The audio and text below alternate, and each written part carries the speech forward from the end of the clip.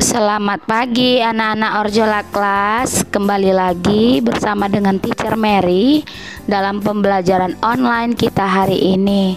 Ya nak, Teacher harap kalian di rumah tetap sehat, tetap semangat belajar, tetap semangat mengikuti pembelajaran online sampai selesai ya. Tadi anak-anak Teacher sudah bernyanyi dan sudah berdoakan melalui grup WhatsApp kita karena baiklah, Teacher akan memulai pelajaran hari ini, yaitu pelajaran agama.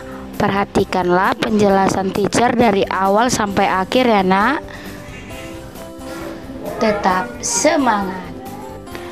Indikator pembelajaran: memahami cara menjaga kerukunan di lingkungan dan tujuan pembelajarannya.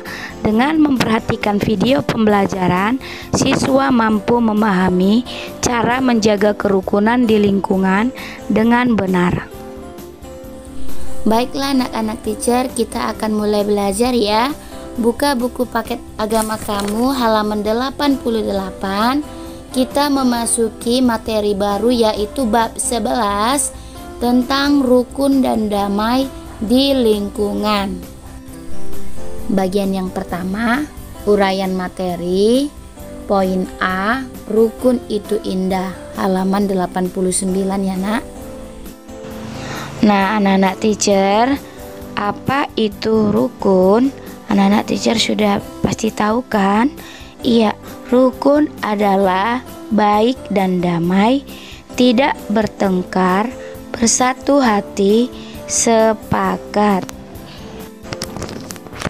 Kerukunan selalu dimulai dengan kebaikan. Kebaikan hatimu kepada teman yang lain akan membuatnya senang, sehingga kalian dapat berteman dan saling mengalah dengan teman yang lain akan menghindarkan berbagai masalah ya. Nah anak-anak Teacher, siapakah teman-temanmu di lingkungan rumah? Apakah kalian berteman dengan rukun? Teacher harap kalian berteman dengan rukun ya nak. Sekarang Teacher akan menceritakan tokoh Alkitab yaitu Abraham. Ya nak, pada suatu hari gembala-gembala Abraham bertengkar dengan gembala-gembala Lot. Mereka berebut air untuk ternak. Anak-anak Teacher, sudah tahukah siapa Abraham itu? Ya, Abraham adalah bapak orang percaya. Abraham adalah pemimpin mereka. Abraham mempunyai jalan keluar yang baik. Abraham tidak ingin mereka bertengkar. Maka Abraham memutuskan untuk berpisah tetapi berdampingan. Kata Abraham kepada Lot, "Bukankah seluruh negeri ini terbuka untuk engkau? Baiklah, pisahkan dirimu daripadaku. Jika engkau ke kiri, maka aku ke kanan. Jika engkau ke kanan, maka aku ke kiri." Nah ini firman ini tertulis di dalam kitab Kejadian 13 ayat 9 ya nak. Setelah berpisah tempat, Abraham tetap berbuat baik kepada Lot, bahkan menaikkan doa syafaatnya untuk Lot dan sekeluarga. Nah anak-anak Teacher, hidup rukun menjauhkan sikap egois. Tetaplah selalu berusaha melakukan kebaikan, meskipun itu tidak mudah dilakukan, sehingga harus diusahakan ya nak. Selanjutnya bagian B, rukun membawa damai. Itu ada di halaman 90 ya nak. Nah, apa itu Teacher rukun membawa damai? Rukun membawa damai adalah kalau hidup rukun, maka hidup kita akan terasa damai. Teacher akan menceritakan satu tokoh Alkitab, yaitu raja yang sangat masyhur. Ia tampan, baik, kaya raya, bergelimang harta. Ia juga raja yang bijaksana. Siapakah nama raja itu? Nama raja itu adalah Raja Salomo. Ya nak, Raja Salomo adalah raja yang baik, tampan. Ya, tampan artinya ganteng. Bukan hanya tampan dalam wajahnya, tetapi harus tampan juga dalam sikap perilaku. Raja Salomo juga bijaksana dan kaya raya. Raja Salomo bersahabat dengan raja-raja dari kerajaan lainnya. Ia tidak mengganggu bangsa lain. Kerajaan Israel hidup rukun dengan kerajaan lain. Itu sebabnya kerajaan Israel hidup damai, mencapai puncak kejayaannya pada masa Raja Salomo.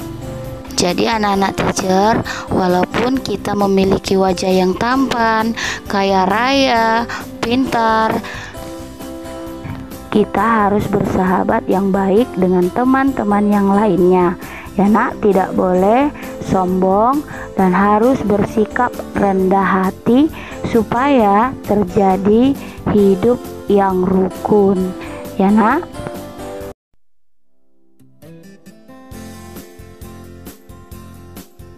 Sekarang anak-anak teacher buka bukunya halaman 92 ya nak, yaitu bagian C, menjaga kerukunan. Kerukunan itu penting karena akan membuat anggota keluarga hidup dengan nyaman.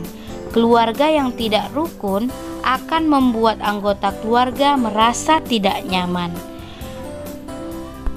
Lingkungan adalah tempat kita bertemu dengan orang yang tidak satu keluarga dengan kita. Di sana kita dapat bertemu dengan teman-teman yang lain yang berbeda dari kita. Berbeda sukunya, berbeda jenis kulitnya. Agar lingkungan kita tetap damai dan harmonis, semua harus turut menjaga kerukunan. Bagaimana ya cara kita turut menjaga kerukunan di lingkungan? Anak-anak teacher ada yang tahu? Ya, caranya adalah yang pertama, ikut bergotong royong membersihkan lingkungan sesuai kemampuan kamu. Yang kedua, menolong orang lain yang membutuhkan bantuan kamu. Ya nak, banyak tokoh dalam Alkitab yang pernah bertengkar.